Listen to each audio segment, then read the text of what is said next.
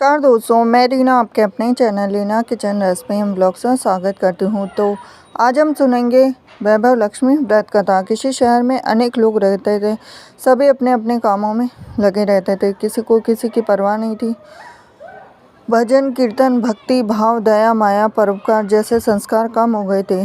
शहर में काफ़ी सारी बुराइयां थी। तो ऐसे में शीला और उनके पति की गृहस्थी मानी जाती थी। शीला धार्मिक प्रकृति की थी, संतोषी स्वभाव की थी। उनका पति भी विवेकी और सुशील था। शीला और उसका पति कभी किसी की बुराई नहीं करते थे। प्रभु भजन में अपना समय व्यतीत करते थे। शहर के लोग उनकी गृहस्थी की सराहना करते थे। देखते ही देखते समय बदल गया और शीला का पति बुरे लोगों से दोस्ती कर बैठा। अब वह जल्द से जल्द करोड़पति बनने के ख्वाब देखने लगा, इसीलिए वह गलत रास्ते पर चल पड़ा। फलस्वरूप वह रोडपति बन गया, यानी रास्ते पर भटकते भिखारी जैसी उसकी हालत हो गई थी। शराब जुआ रेस चरस गांजा वगैरह बुरी आदतों में शीला का पति भी फंस गया। दोस्तों के साथ उसे भी शराब की आदत हो गई। इस प्रकार उसने अपना सब कुछ रेस जुए में गंवा दिया। शीला को पति के बर्ताव से बहुत दुख हुआ, किंतु वह भगवान पर भरोसा कर सब कुछ सहने लगी।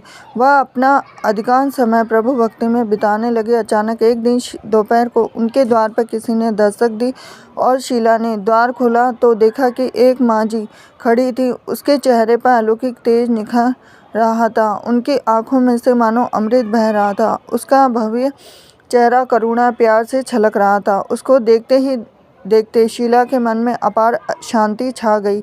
शीला के रोम रोम में आनंद छा गया। शीला उस माँ जी को आदर के साथ घर में ले आई।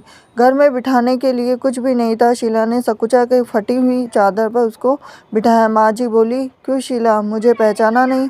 हर शुक्रवार को लक्ष्मी जी के मंदिर में भजन कीर्तन के समय मैं वहाँ आती हूँ। उसके बावजूद शीला कुछ समय नहीं पा रही थी।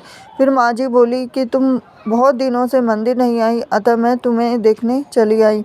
माँ जी के अति प्रेम भरे शब्दों से शीला का हृदय पिघल गया और उसके आंखों में आंसू आ गए। बिलक बिलक कर रोने लगी। माँ जी ने कहा, बेटी, सुख और दुख तो धूप और छाव जैसे होते हैं। धैर्य रखो बेटी, मुझे तेरी सारी परेशानी बता। तो माँ जी के व्यवहार से शीला को काफ़ी सबल मिला और सुख की आस में उसने माँ जी को अपनी सारी कहानी कह सुनाई।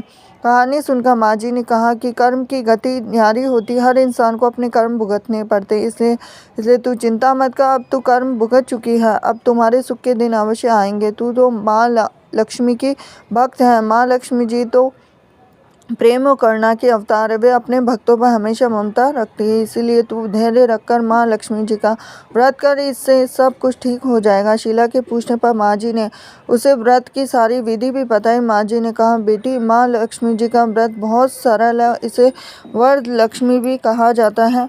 शीला ये सुनकर आनंदित हो गई और शीला ने संकल्प करके आंखें खोली तो सामने कोई भी नहीं था। वह विस्मित हो गई थी।